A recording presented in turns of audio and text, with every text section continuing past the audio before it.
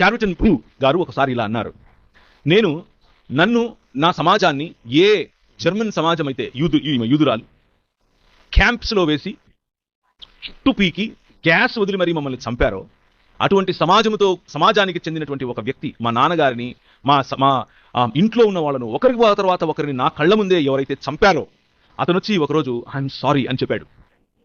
కానీ నేను ఆయన క్షమించలేకపోయాను. నా కళ్ళ ముందే మా ఇంటి వాళ్లను అలా చిత్రహింసలతో చంపినటువంటి, అలా చంపటం దేవునికి నేను చేస్తున్న పరిచర్య అని భావించాడు.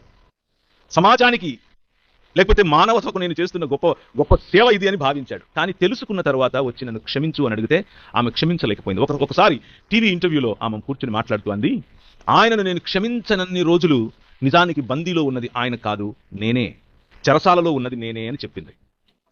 నేను ఏ రోజైతే ఆయనను మనస్ఫూర్తిగా క్షమించానో ఆ రోజు నేను విడుదల పొందాను అని చెప్పింది. నువ్వు క్షమించలేకపోతే నిజానికి చెరసాలలో ఉన్నది నువ్వు క్షమించలేని వాడు కాదు, క్షమించలేని నీ హృదయమే.